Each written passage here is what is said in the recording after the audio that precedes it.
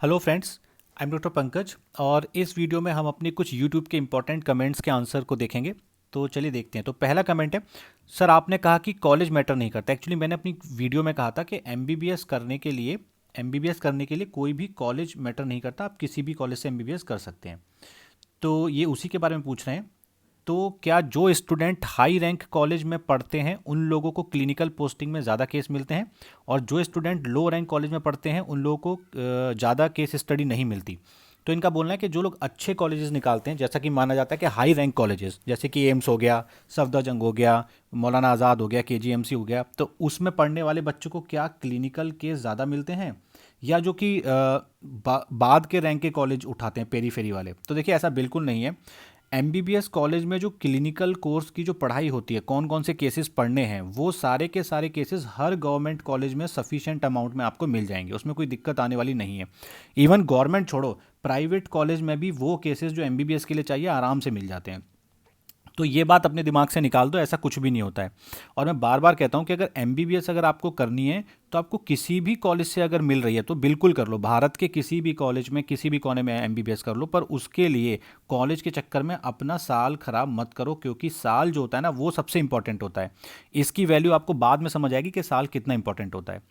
तो ये बात आपको सबको अपने दिमाग से निकाल देनी है कि एमबीबीएस में कॉलेज कोई मैटर करता है। आप बस एमबीबीएस कीजिए, कहीं से भी कीजिए।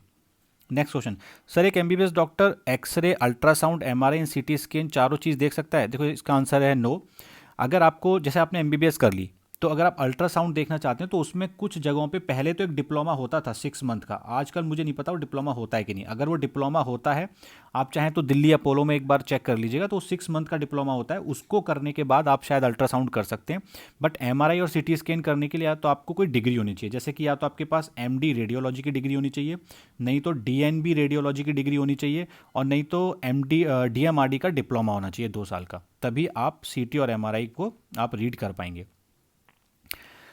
सर आप आज भी बुक लेकर पढ़ते हो या वो समय कंप्लीट हो गया? देखिए जब भी आप मेडिकल साइंस में पोस्ट ग्रेजुएशन कंप्लीट कर लेते हो, जैसे मैंने कर ली, तो उसके बाद बुक लेके उतना नहीं पढ़ना पड़ता है कि चेयर और टेबल पे बुक लेके पढ़ रहे हैं घंटों घंटों। हाँ, पर दिन में 1 से 2 घंटा 3 घंटा तो मैं पढ़ता ही हूँ, क्योंकि इसमें हम लोग क्या करते हैं कि हम अपनी नॉलेज को अपग्रेड करते हैं।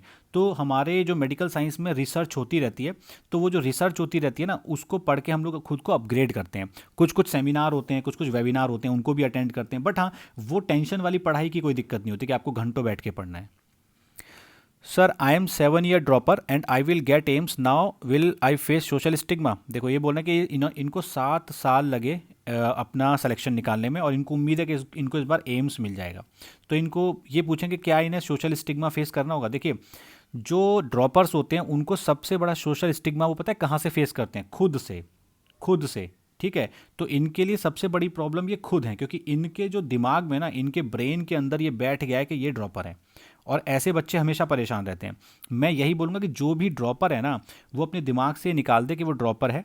देखिए ड्रॉप उन्हें क्यों लगा, इसके बहुत सारे रीज़न हो सकते हैं। हो सकता है वो हिंदी मीडियम से हों, उनको सही गाइडेंस ना मिली हो सकता है कि उनके साथ कोई अनहोनी हो गई जिससे उनको ड्रॉप लगा। बहुत सारी रीज़न है, कोई फाइनेंशियल दिक्कत हो, या उन्होंने पहले बीए बीएससी में एडमिशन ले लिया हो, बाद में तैयारी शुरू की हो।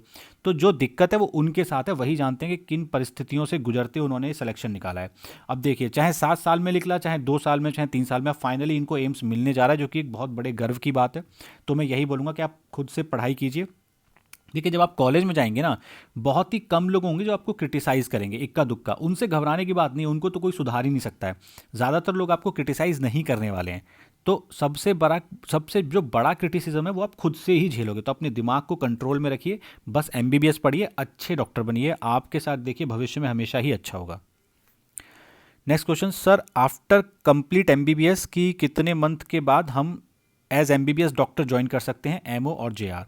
इनका पूछना है कि ये एमबीबीएस कंप्लीट करने के बाद कितने मंथ में, मतलब कब एमओ या जेआर ज्वाइन कर सकते हैं। देखिए सबसे पहले तो इनको 5.5 साल की 5.5 ईयर्स की एमबीबीएस कंप्लीट करनी पड़ेगी, जिसमें 4.5 साल की तो पढ़ाई होती है, 4.5 साल की तो पढ़ाई होती है, और 1 साल की इंटर्नशिप होती है।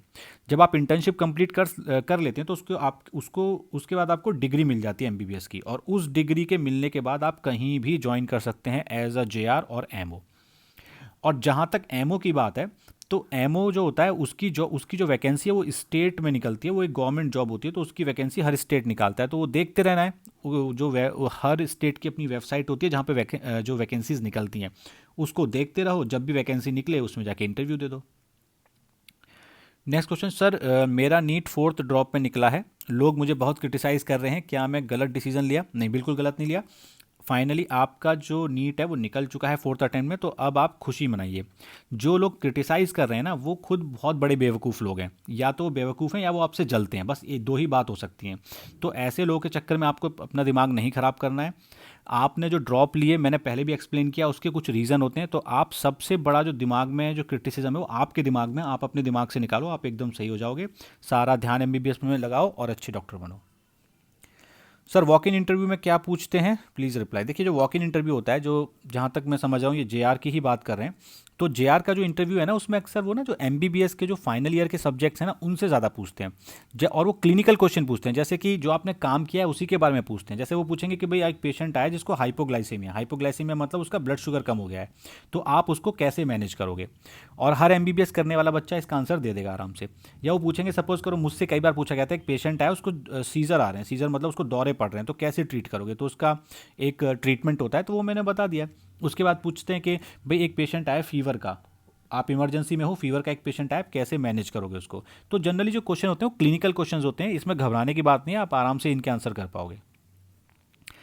सर मेरे नीट में 331 मार्क्स हैं, इनके 2021 में 331 मार्क्स हैं, अभी पूछ रहे हैं कि इनका किसी सब्जेक्ट में या किसी कोर्स में सिलेक्शन हो सकता है।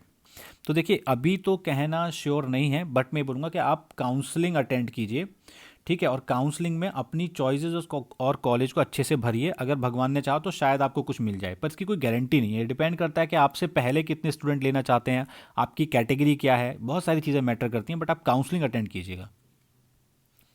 Next, sir UP board migration certificate नहीं देता, बट काउंसलिंग में तो माइग्रेशन सर्टिफिकेट की ज़रूरत होती है, तो क्या करना चाहिए? तो देखिए जहाँ तक यूपी बोर्ड के माइग्रेशन सर्टिफिकेट की बात है, तो मैंने आज से लगभग 16-17 साल पहले माइग्रेशन सर्टिफिकेट लिया था, मुझे याद है मैंने मेरठ जाके लिया था। तो मेरठ, आप लोग भी एक बार मेरठ पता कर लीजिएगा, नहीं तो इलाहाबाद पता कर लीजिएगा। और अगर नहीं भी मिलता है, और अगर आपको कॉलेज में आपको एमबीबीएस अलॉट हो जाता है और वहाँ पे दिक्कत आती है, तो आप सीधा एक लॉयर की हेल्प से आरटीआई डलवा दीजिएगा, और कोर्ट में आप चाहें तो केस भी कर सकते हैं, तो आपको आराम से ना इस चीज़ का सलूशन मिल जाएगा। तो इसमें घबराने वाली बात नहीं है, कभी कभी ऐसी चीज़ों में थोड़ी टेंशन आती है, बट हर चीज़ का सलूशन है। सर महाराष्ट्र में कितनी सैलरी मिलती है? तो देखो महाराष्ट्र की जो सैलरी है, जैसे जैसे आप साउथ इंडिया में जाएंगे ना, एमबीबीएस जेआर की सैलरी कम होती चली जाती है। तो मैं श्योर तो नहीं हूँ, मैं आपको पता करके बताऊंगा, और मेरे ख्याल से 40,000 से 50,000 के बीच में तो होगी वो सैलरी। नेक्स्ट, सर क्या बिहार मेडिकल कॉलेज का स्टूडेंट दिल्ली मुंबई में जेआरशिप कर सकता है? Please reply. भाई बिल्कुल कर सकता है। बिहार क्या, अगर आपने इंडिया के किसी भी कॉलेज से एमबीबीएस एक बार कंप्लीट कर ली, अगर आपको एमबीबीएस की डिग्री मिल गई, तो आप भारत के किसी भी कोने में किसी भी मेडिकल कॉलेज किसी भी अस्पताल में एज अ जेआर काम कर सकते हैं, इसमें कोई भी डाउट नहीं है। मैंने 2016 में 12th फिजिक्स केमिस्ट्री बायो से किया और फिर बीए कर लिया, अब मैं एमबीबीएस कर सकता हूँ कि नहीं? बिल्कुल। इन्होंने 12th पास की थी 2016 में, फिजिक्स केमिस्ट्री बायोलॉजी इनके मेन सब्जेक्ट थे, उसके बाद इन्होंने बीए में एडमिशन ले लिया। देखिए बीए, आपने बीए करी, बीकॉम करी, बीएससी करी, इससे कोई मतलब नहीं है। अगर आपके पास 12th में फिजिक्स केमिस्ट्री बायोलॉजी है तो मेरी समझ से आप बिल्कुल एलिजिबल हैं नीट देने के लिए। कुछ लोगों का कहना है कि फ़ॉरेन जाओगे पे डॉक्टर बनने तो बहुत पैसा कमाओगे, क्योंकि वहाँ डॉलर में मिलता है। देखिए आप जब फॉरेन जाते हो ना, जैसे एक बात होती है आप वहाँ पे जॉब करने जाते हो, तो जब आप फॉरेन में जॉब करने जाओगे ना एमबीबीएस के बाद, तब आपको कुछ एग्ज़ाम निकालने पड़ते हैं। जैसे यूएस में यूएस एमएलई होता है, उसके बाद यूके में प्लेब होता है, ठीक है, उसके बाद आपका कनाडा का एग्ज़ाम अलग से है, तो तभी आपको उन कंट्रीज़ में काम करने की परमिशन मिलती है। ऑब्वियसली वहाँ डॉलर में मिलता है, वो लोग विकसित देश हैं, तो हमसे तो ज़्यादा ही सैलरी होगी वहाँ पे। बट एक बात और है, आपने पूरा कि आप डॉक्टर बनने का मतलब शायद आप बन रहे हो कि अगर आप वहाँ जाके एमबीबीएस करोगे। देखो अगर आपको एमबीबीएस करनी है वहाँ जाके, तो अभी मुझे पता नहीं है कि यूएस में एमबीबीएस कैसे, आपको वहाँ के क्राइटेरिया काफ़ी अलग है, बट मैं रशिया, चाइना, आर्मेनिया यहाँ से बताता हूँ, अगर वहाँ से आप जाके फिलीपींस से एमबीबीएस करते हो तो भी आपको उन कंट्रीज़ के वो एग्ज़ाम निकालने पड़ेंगे।